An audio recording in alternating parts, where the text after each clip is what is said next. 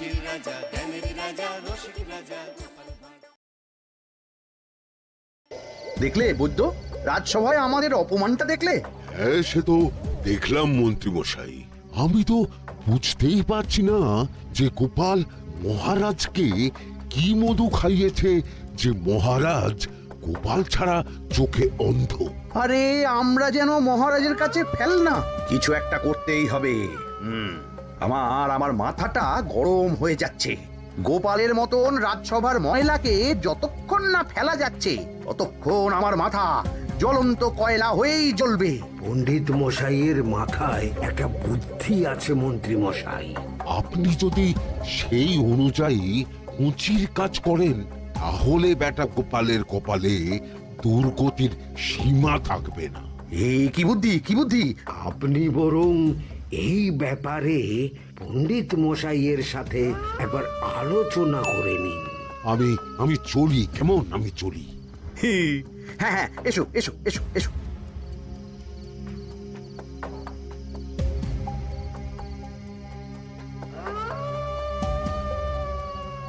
আরে ওই তো আমার বাঁ হাত ঘটা আসছে, বেটাকে দিয়ে একটা কাজ করাতে হবে।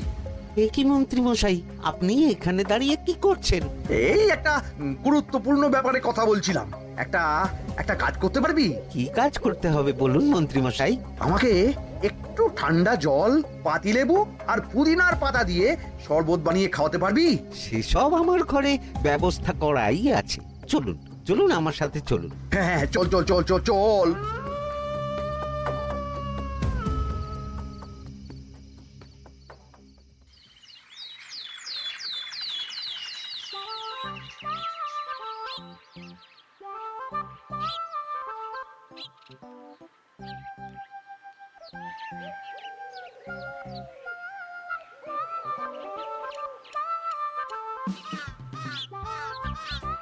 কি ব্যাপার পণ্ডিত, এত গুম মেরে আছো কেন?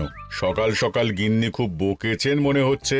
গিন্নির বাক্য সুধায় কান ভরে গেছে, আর কিছুই কানে ঢুকছে না। আরে দাঁড়াও দাঁড়াও পণ্ডিত, দাঁড়াও জ্যোতিষী। পণ্ডিত তো আমার কথা শুনতেই পেল না মনে হচ্ছে। তুমি তো দূর থেকে বলেছো, আমি তো বলেছি পাশ থেকে, তাতেও শুনতে পাইনি। কানের পোকা হলো নাকি? কি গো পণ্ডিত, ব্যাপার কি? কেমন বুঝছো? এ তো ভয়ানক কর্ণকোষ্ঠবদ্ধতার লক্ষণ। তুমি কচু বুঝেছো? আমার হয়েছে কর্ণগোপাল, তোমাদেরও হতো, কিন্তু তোমাদের দোকান কাটা বলে হয়নি। তুমি আমাদের অপমান করছো। তোমাদের অপমান বোধ থাকলে কোনো শব্দই কানে ঢুকতো না, শুধু একটাই শব্দ কানে বাজতো, গোপাল গোপাল গোপাল। এবারে রাজসভায় কিভাবে হেনস্থা হতে হলো মনে নেই?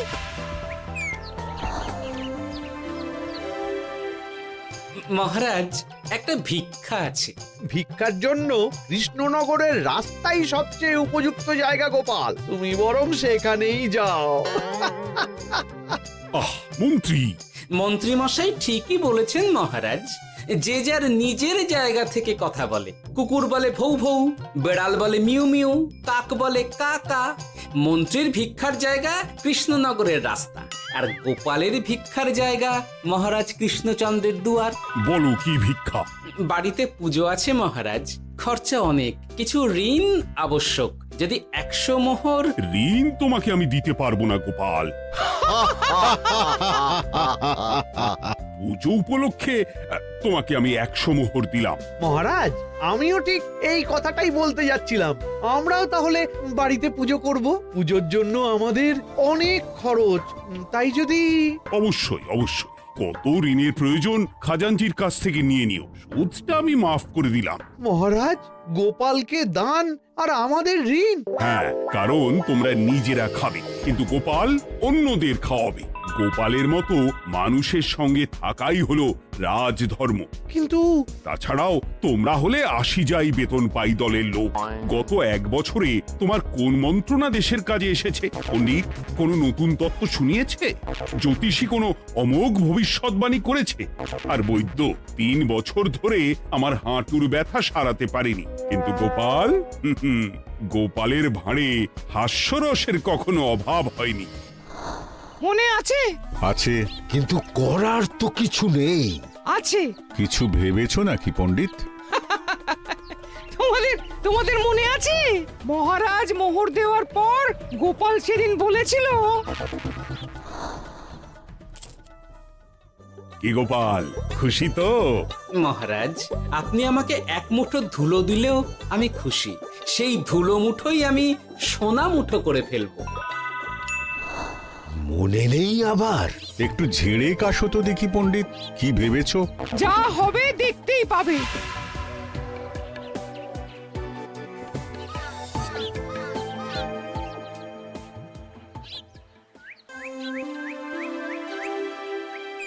মহারাজের জয় হোক। মহারাজের জয় হোক। ওরে বাবা, এই যে সকাল সকাল চান করে ঠান্ডা লেগে গেল মনে হচ্ছে।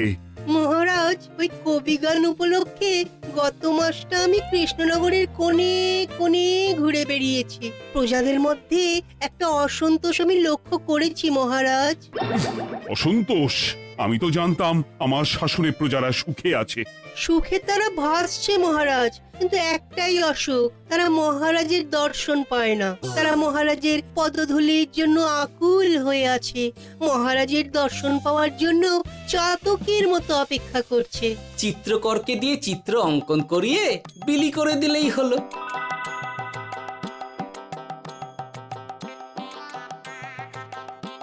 খুব ধুলো হয়েছে মহারাজ, কিন্তু এত ধুলো। কালকের ঝড়ে ঢুকেছে। ঝাড়ুদার,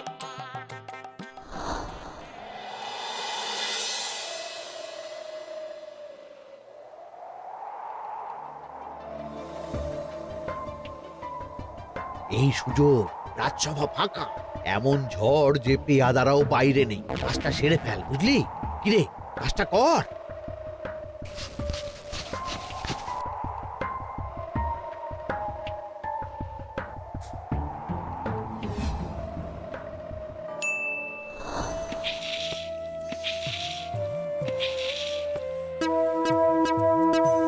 এত ধুলো!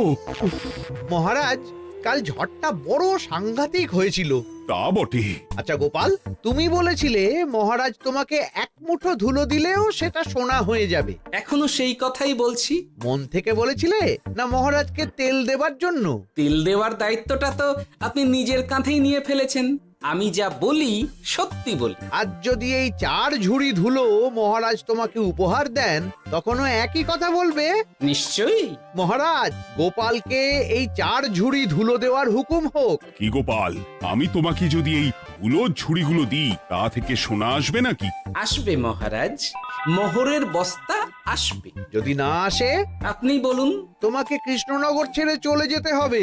রাজি?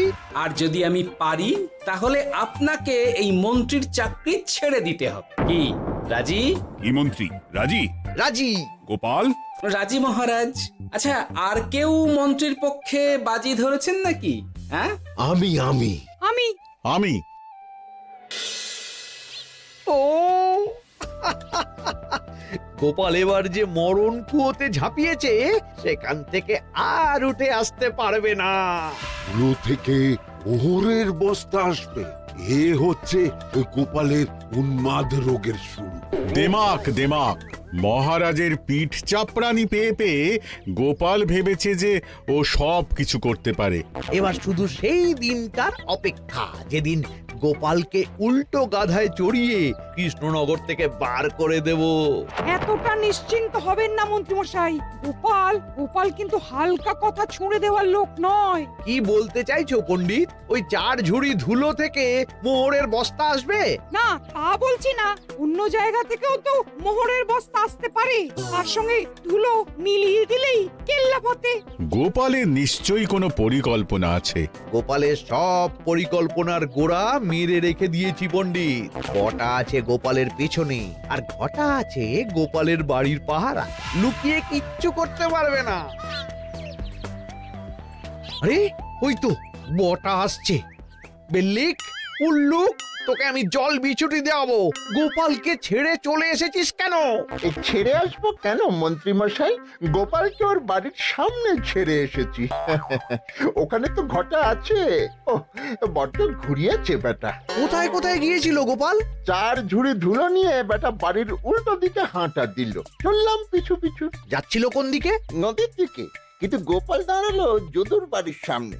এই যদু হলো সেই লোক যে লোকজনের বাড়িঘর কেনা বেচা করে আর লোক ঠকায়। আগে রাজধানীতে থাকতো। বেটা রাজধানী থেকে এই কৃষ্ণনগরে পালিয়ে এসেছে, এখানেও লোক ঠকাচ্ছে। কিন্তু বেটা এত চালাক যে কিছুতেই ধরা যাচ্ছে না। এইরকম লোককে ধরাচ্ছে হাতে রাখা ভালো নয় কি মন্ত্রী মশাই? সে তো জানি, কিন্তু ওর ওপর মহারাজের কড়া নজর আছে। এখন ওর সঙ্গে সম্পর্ক রাখা খুব ঝুঁকি। যাই হোক, তারপর? হ্যাঁ তারপর যদু, যদু রে, গোপাল খুড়ো, আরে তুমি এখানে কি করছো? দেখতেই তো পাচ্ছিস ধুলো।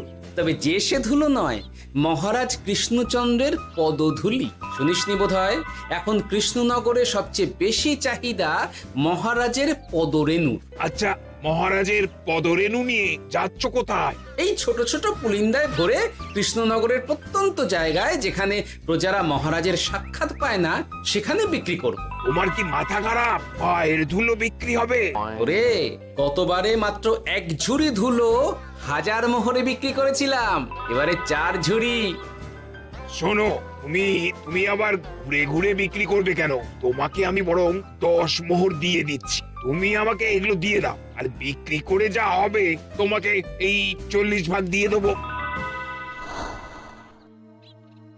ওই 10 মোহরে বদমাস যদুকে ধুলো বেচে গোপাল বাড়ির দিকে চললো। বাড়ির সামনে অব্দি পেছনে পেছনে গিয়ে তারপরে এই আপনাদের কাছে আসছি। বলিস কি রে, ধুলো বেচে 10 মোহর? ও মন্ত্রী মশাই, গোপাল তো একেবারে নাড়ি ধরে টান মেরেছে। গেল রাজসভায় এমন সুখের চাকরিটি গেল। এবার আবার রাস্তার ধারে গিয়েই বসতে হবে।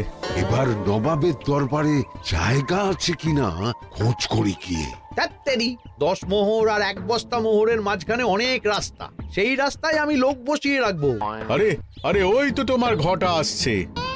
এই, তুই গোপালের ঘরের পাহারা ছেড়ে এলি কেন? গোপাল নেই নেই নেই নেই নেই নেই।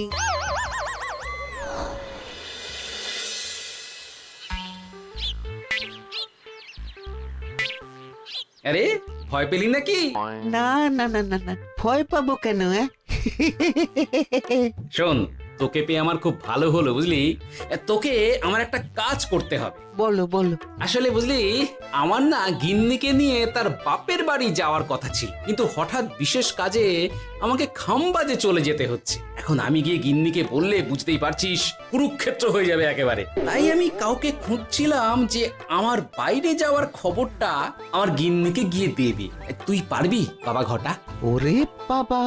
আরে আরে আরে, ভয় পাস না, তোকে গিয়ে মুখে কিছু বলতে হবে না। এই নে, এই চিঠিটা আমার বউকে দিবি।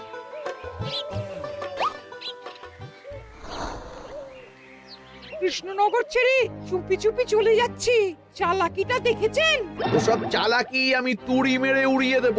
কি করবেন? চারিদিকে আমি অশ্বারোহী গুপ্তচর পাঠাচ্ছি। গোপালকে কোনো চালাকি করতে দেব না।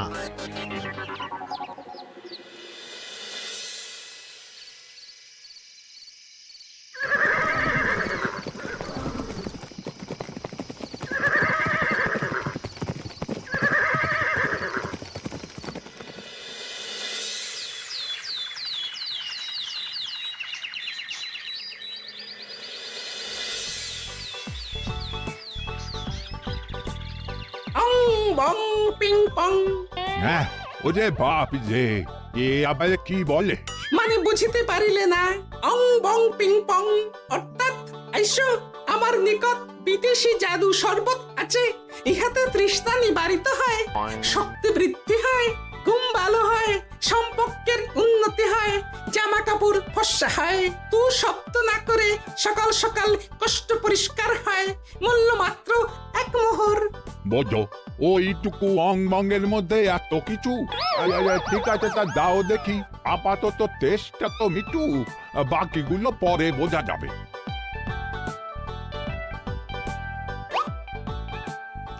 আহ বড় ভালো খেতে তো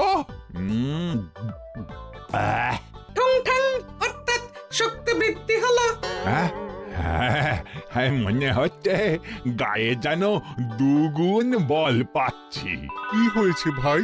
এ কে? এ ভিন দেশ থেকে জাদু শরবত নিয়ে এসেছে গো।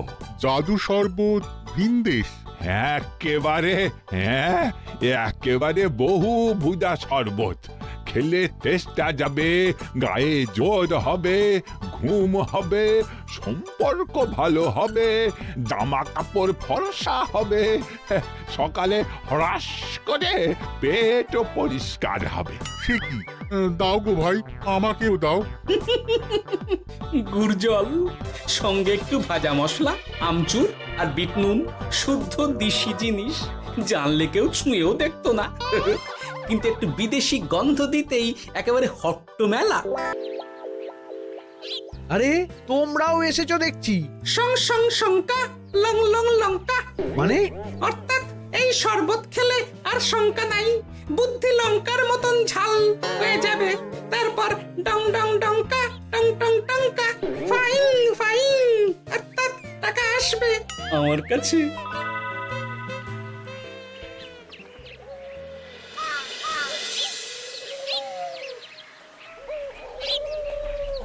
ঝপ ঝপ ছপাং, ভট ভট ফটাং, অর্থাৎ উহাকে দৌড়িয়েছো কেন? বেটা জোচ্চোর অনেককে ঠকিয়েছে। অনেক দিন থেকে তককে তককে ছিলাম। এবার এই ধুলো নিয়ে মহারাজের পায়ের ধুলো বলে বিক্রি করছিল। একটা বেনামি চিঠিতে খবর পেয়ে বেটাকে ধরেছি। ব্যাং ব্যাং বিগ ব্যাং, অর্থাৎ বাহ বাহ বাহ বাহ। বেনামি চিঠিটা আমি দিয়েছিলাম বাবু। বাবা যদু, তুমি সেই রাজধানী থেকে কৃষ্ণনগর অবধি মানুষকে অনেক খোল খাইয়েছ। তুমি এতদিন ঘুঘু দেখে এসেছিলে বাবা, এবার গোপাল নামক ফাঁদটা দেখলে। কতবার বলবো এইসব ধুলো আমি গোপালের কাছ থেকে কিনেছি। যা বলার ওই বিচারের সময় মহারাজকে বলবি। চল চল চল চল চল।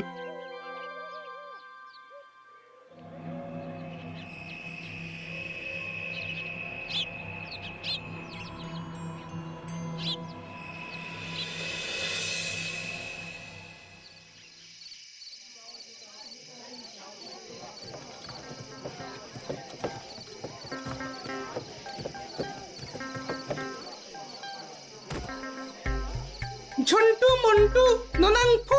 নাও ঠেলা। সাহেব বলে কি ফু দিয়ে দিতে হবে?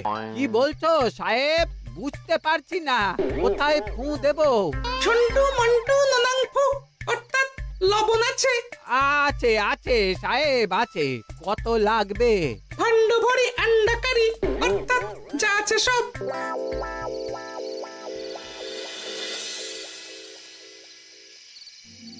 ব্যাস, মোটামুটি আশেপাশে সব দোকানের নুন এখন আমার জিম্মায়। এবার আসল মজা শুরু হবে।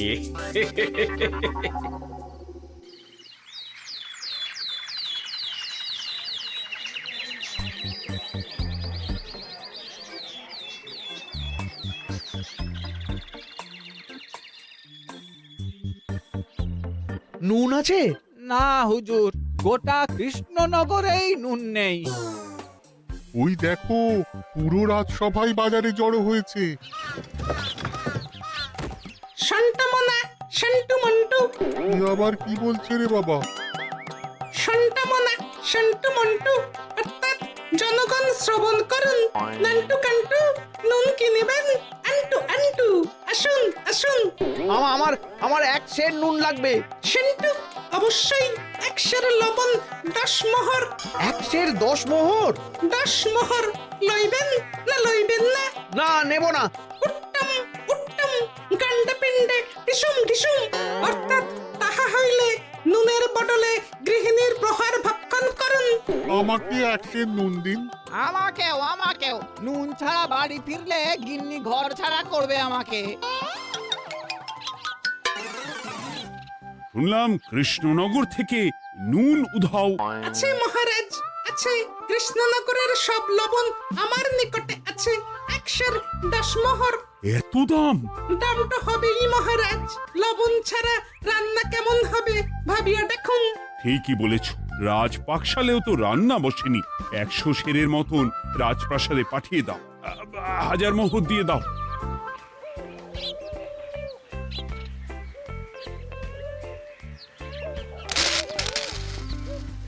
ব্যাস 1 বস্তা মোহর হয়ে গেছে। গোপাল, হ্যাঁ মহারাজ, গোপাল, যে 4 ঝুড়ি ধুলো থেকে 1 বস্তা মোহর রোজগার করেছে। ইয়া বাত! চলো রাজসভায়, পুরো গল্পটা শুনতে হবে। সকলেই এসো তাহলে রাজসভায়। কিন্তু মহারাজ, যারা বাজি হারলো তাদের তো চাকরি গেছে, তো তারা রাজসভায় যাবে কি করে? ঠিক ঠিক ঠিক বলেছ। আর যারা বাজি হারলো তারা বাদ, বাকিরা চল। এই সেরেছে, গোপাল তো আবার বাজি মেরে দিল। ও মহারাজ, আমাদের দেখুন। ও মহারাজ, আমাদের দেখুন। ও মহারাজ। হ্যাঁ